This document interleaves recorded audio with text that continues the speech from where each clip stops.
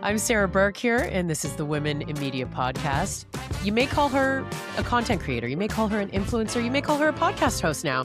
Her new podcast is called Parents Uncharted, and it is part of Women in Media Network. I'm so excited to be working with her. I'd like to welcome Sarah Adams to the podcast.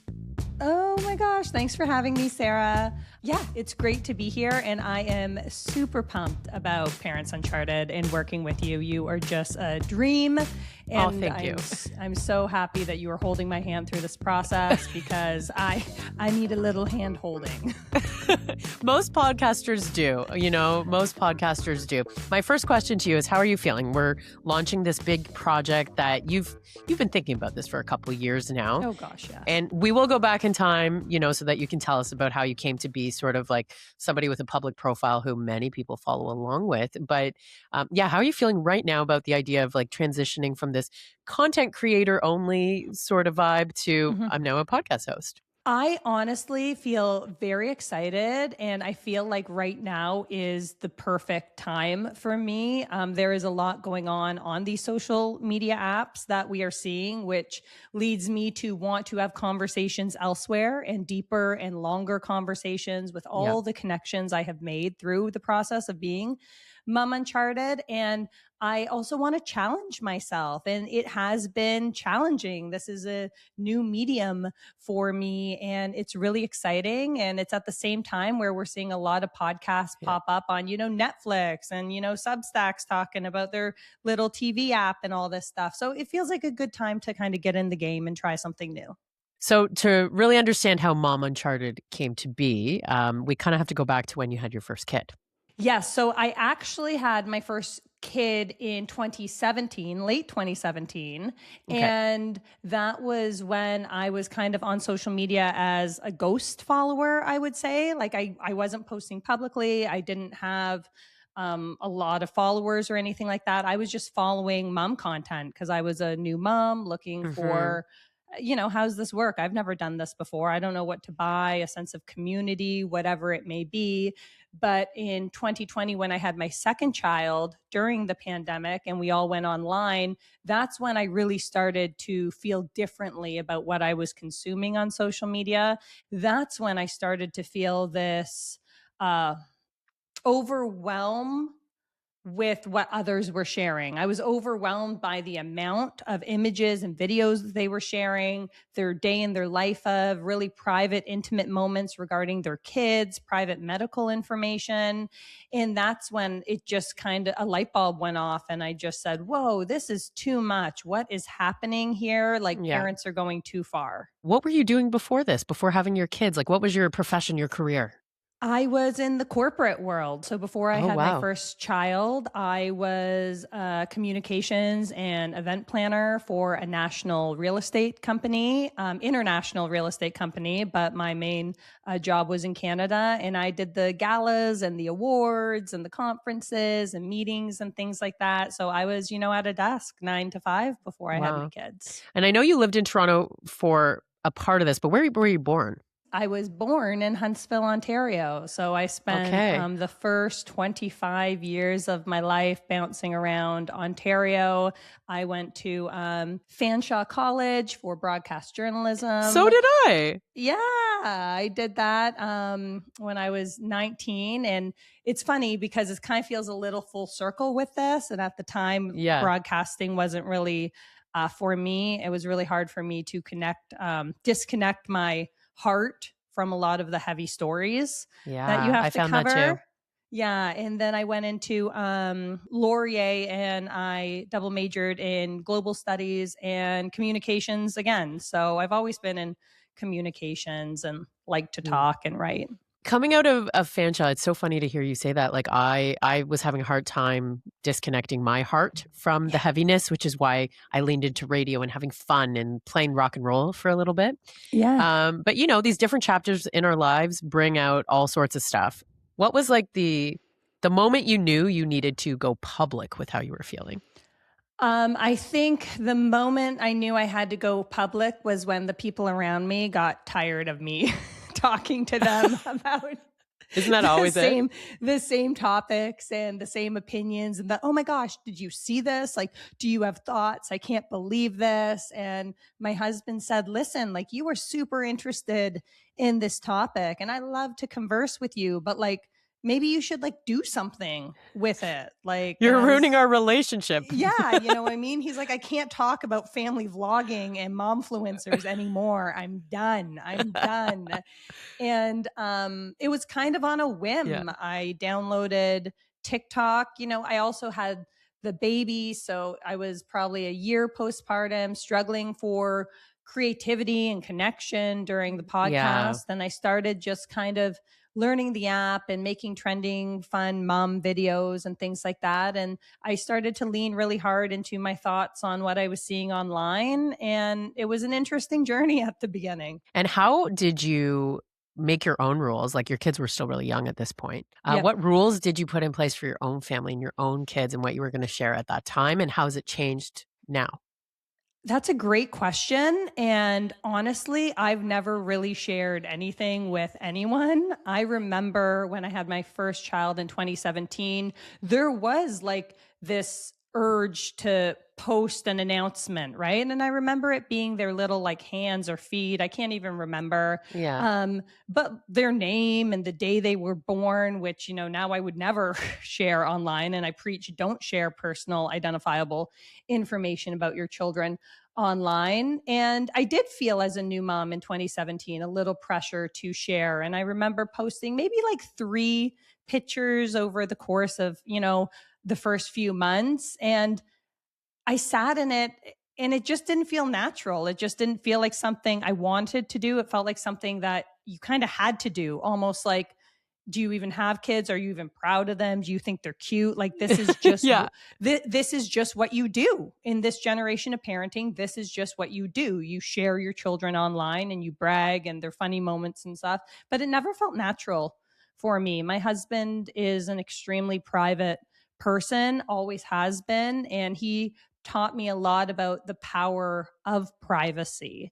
And in this digital world, I think that is a really great gift we can give to our children until they're ready to fully understand the potential consequences and ramifications of a life online. And how did you tackle what your content was going to look like back during like the early days of Mom Uncharted? Like, you know, you and I have talked about this a lot off mic. It's like, you know, you entered into a niche and you were sticking in that niche. So what did that look like? What were the sort of the bumpers on the sides of this niche? Well, I think I was learning and growing as well. You know, at the beginning, I was stitching and sharing videos, and I didn't understand the importance of blurring children's faces and keeping them private. I also named individuals who I was talking about, and that creates a lot of contention online because a lot of these people have really big fan bases and they don't want people talking negatively about their like calling mom. out the behavior. Calling out the behavior and saying, you know, this is unsafe or this is wrong or you shouldn't share this, and calling individuals by name. And I learned that that doesn't advance the conversation. If people feel attacked, they're not going to listen, and then their minions are going to come in and fight. And now it's now it's not even about the conversation, right? So I spent the first few months navigating the space and learning how I wanted to approach it. And I do things very differently now than I did at the beginning. Yeah. So now you're coming at it from like more of an educational perspective. Information, education, sharing my opinion in maybe not as aggressive or passionate as I came on pretty strong in the first I give year. You kudos for it.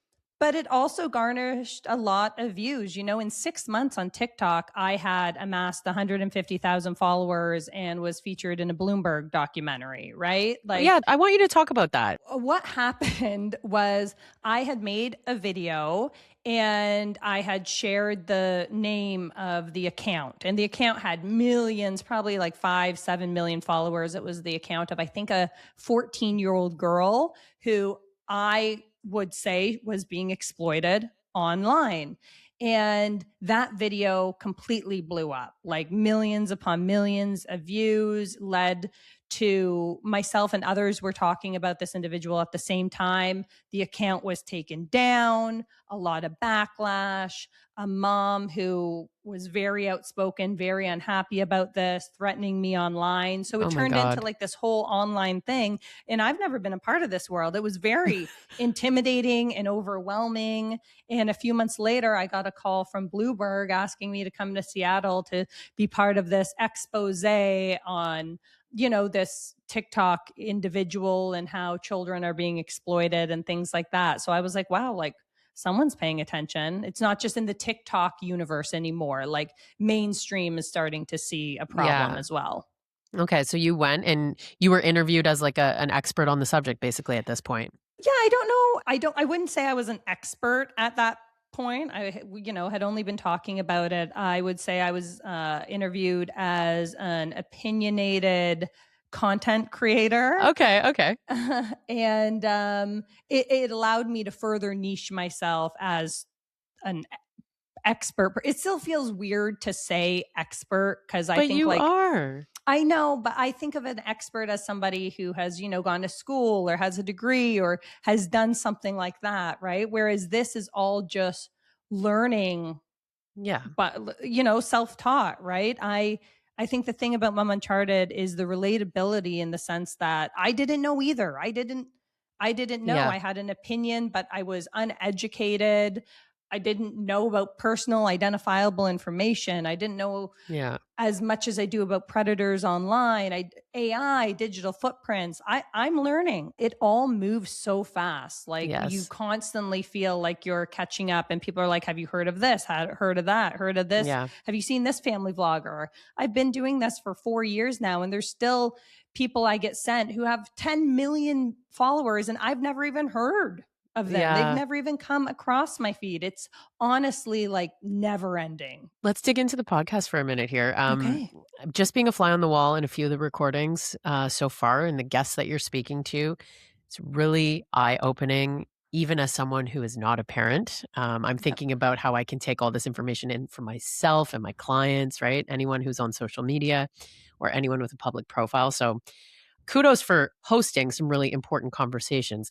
Maybe talk a little bit about some of the topics that you are really passionate about and the guests. You can name drop a few if you want to. Oh my gosh. So I talk a lot about sharenting. That's how we share our children online, how we protect their privacy and their digital footprint and their right to informed consent. I talk about just keeping kids safe online. What does that entail? I talk about gaming, Roblox. There's a lot of talk. Yeah, there was a lot of talk about Roblox. I have an upcoming episode with the family IT guy, Ben Gillenwater, and we go way into Roblox and his account he created as an 8-year-old, and you will be shocked by where he ended up in some of those places. I've made so many wonderful connections and associates. I get to talk to my friend, Dr. Allison Young, about social media and raising kids and screen time. Like psychology of it. Yeah, the psychology, what's going on in kids' brains. I'm talking to Joe Piazza, the fabulous author and podcaster who does Under the Influence podcast. And we go into, trad wives and what young women are seeing as aspirational in this day and age and this new wave of feminism, some would call it, or choice feminism. I'm expanding the topics of conversation to include the influencer economy, the business of being an influencer, and other things that I'm really passionate about that I haven't touched on as Mom Uncharted. Yeah, you mentioned climate change. Yes. I think you said it in your intro episode, if I remember correctly. You were like, my kid's going to call me out about not caring about climate change and knowing about it knowingly down the road, right? And how that plays into AI today and all those things that you are talking about. So, yeah. I'm excited to broach new conversations. I have personally a lot of climate anxiety. I know I'm not doing everything right, but I also know I don't have to be perfect but I have to do more. And so those are the conversations I would like to have. I don't want to be an all or nothing person. We have to get rid of everything. And Yeah. Live it's in the just woods. not exactly. It's just not going to work. But are Yeah. there little things we can do? And we also have to acknowledge that the influencer economy and constantly being on social media and being sold to every minute of every day is having a negative impact on the world and the environment and the planet that our children are going to inherit one day. And I firmly believe that there is a strong possibility that our children will be shocked by the amount of time we spend on these little screens and what we have allowed to happen to the planet as we kind of ignore it. So your kids are how old now? 8 and 6. Okay. What are the rules for them and devices and screen time and all that kind of stuff? No surprise, there is low screen time in this house, but they do have tablets. We usually use them when we are traveling. That's like the big thing on an airplane. They use the tablets. We are generally screen free during the school week, waiting until Friday to have a family movie night. Wow, that's amazing. We are fortunate enough to live in Vancouver, which is like nature's playground. We are fortunate enough to be able to enroll them in some after school activities and things like that. So I believe keeping them busy really helps keeping them offline. And again, they're young. They're 8 and 6. They're not ready for social media or anything like that. We did allow the 8-year-old, when he turned 8, to start playing Minecraft on the big family TV. And that's been going well. And in my research, that is, the family IT guy, Ben, gave me the thumbs up on Minecraft. So I'm feeling good about that. Yeah. And these are some of the things, of course, that will come up on the podcast too. Like if Of course you are going to be allowing game time, here's the safest way to do it and this type of account and exploring all of those things. So I laugh now thinking about, I'm going to call it a supply teacher day. You remember. The supply teacher days is when they would wheel in the TV with the VHS player. Oh, yeah. Right? And we thought at that time, I'm sure as kids and our parents would have thought like, oh, lazy, right? Just keep the kids happy. Now, this is a daily part of life for so many people, but on the tablet. So what is your advice to a parent right now who knows that the screen time is out of control? Where do you start? Oh, it's really hard because it's, I think one thing when we talk about screen time is we have to acknowledge that there's a lot of socioeconomic factors as well. Parents are working, a lot of us grew up with one parent working. Now both parents are working. Yeah. The cost of living has increased. There's a lot going on. So I want to be mindful in knowing the struggles that parents are having as to why screens have been so helpful a lot and of the integrated, time, and integrated and effective, right? But I think parents can pull away, and it's okay to say no. It's okay for your children to be bored. Or it's mad okay at you. if you say, we're mad at you, and they have to figure it out. And if you are allowing them some screen time, what are they doing on the screen? I think that is really important as well. The main screen time my children have is on the big TV, right? A big TV with a choice of movies is very different than an unlimited scroll of YouTube or fast apps on iPad, right? So there's differences in screen time as well. But I just want to compel parents that it's okay to say no. It's okay to say go outside. It's okay for them to be mad at you. It's okay to be bored. And it's okay to say it's my job as a parent to protect your brain development. And I've done the research and these are the rules. Yeah. End of story. What is the biggest moment of apprehension that you have experienced as a parent? Something that you really didn't know what your decision was going to be on? I think especially during the pandemic, we were using like screens a little too much, specifically iPads. And the moment of realization that my children weren't good at like having it taken away, right? Mhm. Like some kids are really good at giving up technology, no problem, here you go.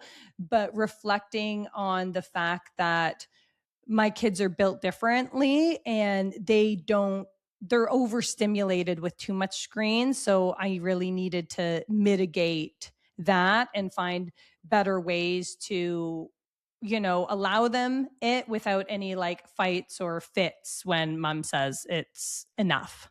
Mhm. And what is the biggest lesson that you've learned as a parent in this space over the last 4 or 5 years? I think the biggest lesson I've learned is our children deserve a sense of digital autonomy. Our children deserve to be able to come online when they are older and not be met with a lengthy digital footprint that they didn't create and parents narrated for them, right? That might not be the person they authentically are. They might not want those videos and images shared, and listening to young people share how devastated they would be if their lives were shared, or a specific moment or a Mhm. specific diagnosis really led me to believe that's really important. We have to back away from sharing so much about our kids online. I'd be silly not to ask you about this just because it's kind of news over the last week, the new TikTok agreement. Yeah. Yeah. I'm just wondering if that changes anything for you or not at all. Yeah, I am a person who is worried about censorship. I am worried about the monopoly of media in the United States. I've been on the app since this took over, and it is glitching and it is concerning. And they are saying it's a data center thing due to the big winter storm that hit. But it just seems Right. very ironic that the content that I watch, which oftentimes is political, is the one glitching hard. I can watch a fine video with a golden retriever or someone talking about, the Mormon housewives, but anything in Yeah. regard to the Star Spangled Banner and frozen water, I can't watch, right? So Hmm. it it is concerning. I actually, just before I hopped on, read that there has been an increase in people deleting the TikTok app 150% over the past 3 days. And we're recording this on January 27th, just to give you a little context. So Yeah. super interesting. It's also important to note that today, January 27th, marks the first day of a massive trial against Yes. social media companies in California, class action lawsuits against Meta and TikTok and Snapchat. And that's going to be interesting to see what transpires there. Yeah, these are all things that every parent should be thinking about. But like I said, I'm super interested in this as an individual. And I think all of this online safety stuff, honestly, is relatable to every single person out there. And I think it's important to know that we Yeah. want to keep kids safe online 100%, but anything that the government does to keep kids safe online will also affect adults too. If they are, looking to do age verification for kids, because there's a lot of talk about bans and stuff like that, that's age Mm, verification for everybody, right? So it's just totally. something that adults need to understand, and people without children need to understand that keeping kids safe is going to affect you and everyone else as well, right? See, all of this stuff Mm. could come up on the Parents Uncharted podcast. So Yes, it could. It please, definitely could. there will be a link in the show notes to follow and subscribe and follow along with all of Sarah's content. But this does kind of lead me back to this whole CNN watchdog thing. Because when you do Yeah. work like this, when you're Mhm. advocating for this type of safety online, of course, algorithms and trolls are trying to push you down. Oh, So yes. can you talk about that CNN thing for a second? It's an interesting part of your story, too. Yeah, so about a year after I started Mom Uncharted and the Bloomberg documentary and things like that, CNN wrote an article about me and two other moms on TikTok and referred to us as the watchdog moms of TikTok, who are watching, kids safety, keeping kids safe and things Yeah. like that. And the article came out, and almost immediately my growth stalled. And Meta Meta. also had it out for me because I called them out on allowing individuals, specifically adults, to subscribe to exclusive content of specifically young girls on their website, which led to an internal investigation. I was told this from a journalist who was covering the story. Hell yeah, by the way. Good for you.